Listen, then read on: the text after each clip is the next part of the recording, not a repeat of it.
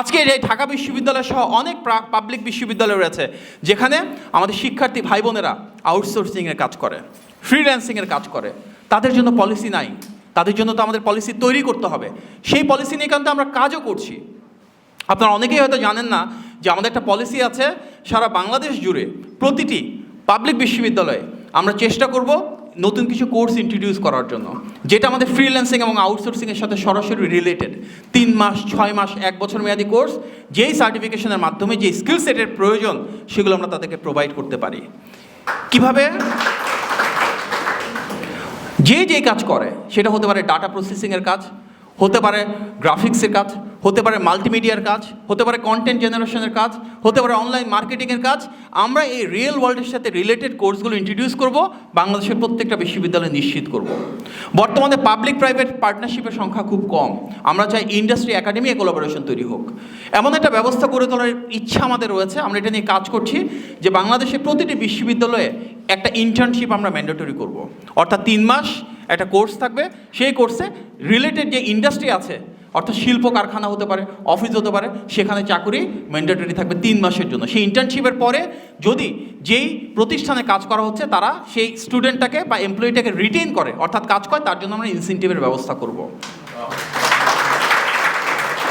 আমাদের শিক্ষা ব্যবস্থার একটা বড় সমস্যা হচ্ছে এটা রিয়েল ওয়ার্ল্ডের কানেক্টিভিটি নাই। আমরা রিয়েল ওয়ার্ল্ডের কানেক্টিভিটি তৈরি করার জন্য বেশ কিছু জোনিংয়ের পরিকল্পনা করছি।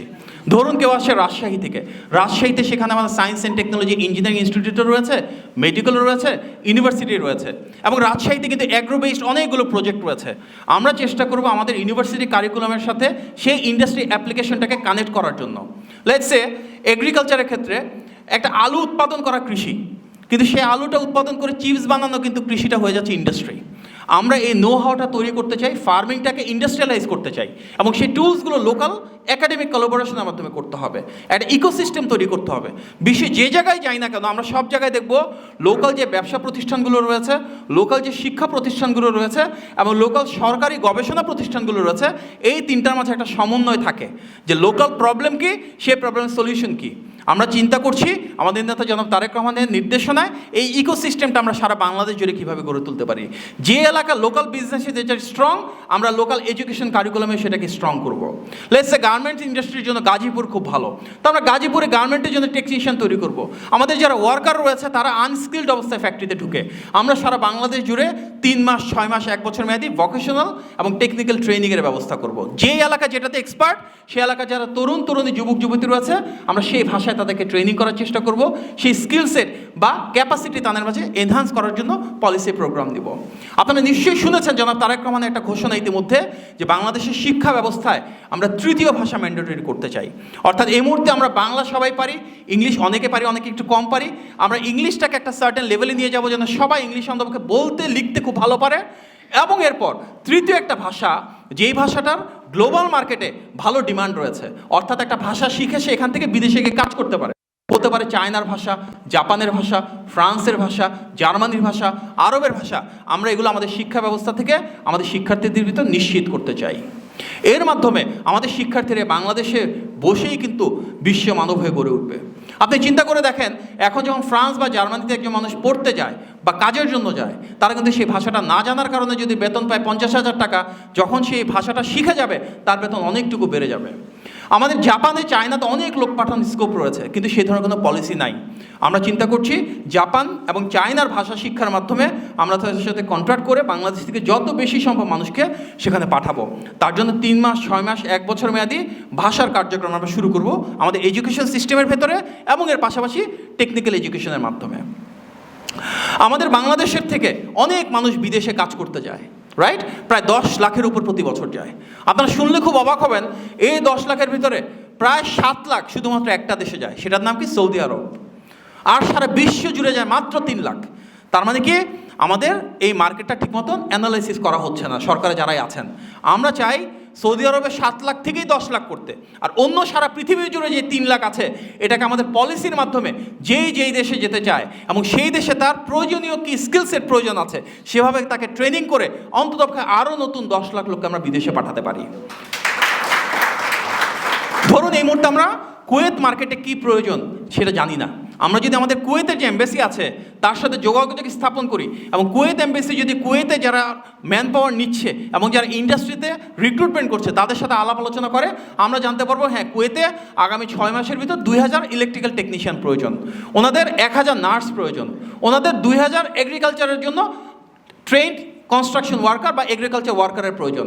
তাহলে আমরা কি করতে পারি, যে স্কিল সেটের প্রয়োজন আমাদের টেকনিক্যাল অ্যান্ড ভোকেশনাল এডুকেশন সিস্টেমে সেই স্কিল সেটের জন্য লোক পিক করে ওনাদেরকে ডিসেন্ট্রালাইজেশনের মাধ্যমে যেই জেলার সেই জেলাতে ট্রেনিংটা দিতে পারি, সেখান থেকে উনি সরাসরি বিদেশে চলে যেতে পারেন। It's a Malaysia policy initiative. সেই পলিসি ইনিশিয়েটিভ গত আমরা 16 বছরে দেখি নাই। তার মানে কি আমাদের যদি ব্যাপকভাবে এমপ্লয়মেন্ট জেনারেট করতে হয়, এটা দেশের ভেতরেও করতে হবে, দেশের বাইরেও করতে হবে। তার জন্য আমাদের ফ্রিল্যান্সিং এবং আউটসোর্সিংয়ের জন্য টার্গেটেড পলিসি আছে, আমাদের বহুভাষার পলিসি আছে, আমাদের এগ্রিকালচারকে প্রায়োরিটাইজ করতে হবে যেন আমাদের এগ্রিকালচার ইন্ডাস্ট্রিটাকে এক্সপোর্ট বেসড আমরা করতে পারি। বাংলাদেশে প্রায় 2 কোটি সরাসরি কৃষক রয়েছেন, কেউ ভূমিহীন যারা বর্গা চাষির কাজ করে, কেউ প্রান্তিক, কেউ ক্ষুদ্র, কেউ মাঝারি। এই প্রত্যেকটা কৃষি পরিবার কিন্তু আমাদের রুট।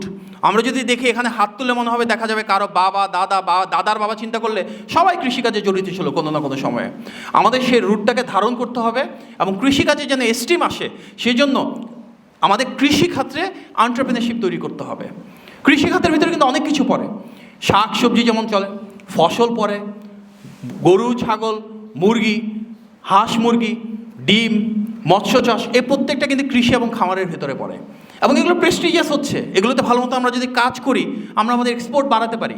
বাংলাদেশে অনেক সময় দেখা যায় যে প্রোডাক্টের কখনো কখনো ইনকাম, কখনো কখনো প্রোডাকশন এত বেশি হয় যে লোকালে সেগুলোকে আমরা কনজিউমার পাশাপাশি রিটেইন বা স্টোরেজ করতে পারছি না। আমরা যদি সারা বাংলাদেশ জুড়ে আমাদের কোল্ড স্টোরেজের একটা নেটওয়ার্ক তৈরি করে দেই এবং সেই নেটওয়ার্কের মধ্যে প্রিজার্ভ করার ব্যবস্থা করতে পারি, যেগুলো উদ্ধৃত গুডস রয়েছে এটাকে কমার্শিয়ালাইজ করার ব্যবস্থা করতে পারি, মার্কেট অ্যাক্সেস তৈরি করে দিতে পারি, তাহলে কিন্তু এই বাংলাদেশের প্রোডাকশনকে আমরা বিশ্ববাজারে এক্সপোর্ট ওরিয়েন্টেড করতে পারি যেভাবে আমরা গার্মেন্টসকে করেছি। জিনিসটা খুব সিম্পল। গার্মেন্টসের সময় কী হয়েছে, সারা বাংলাদেশ জুড়ে বিক্ষিপ্ত দর্জির দোকান ছিল, এটাকে একটা ইন্ডাস্ট্রিয়াল ফর্মে আনা হয়েছে, সেই দর্জির দোকান হয়ে গেছে এক্সপোর্ট ওরিয়েন্টেড ইন্ডাস্ট্রি। খামারিদের ক্ষেত্রেও, উৎপাদকদের ক্ষেত্রেও যদি আমরা সেই ইকোসিস্টেমটা তৈরি করে দিতে পারি, আমাদের মার্কেট অ্যাক্সেস এবং গ্লোবাল ডিমান্ডের সাথে ওনাদের ব্রিজিং করে দিতে পারি, ট্রেনিং এবং R&Dর মাধ্যমে আমরা কিন্তু আমাদের একটা এক্সপোর্ট ওরিয়েন্টেড অ্যাগ্রো ইন্ডাস্ট্রি তৈরি করতে পারবো ইনশাল্লাহ।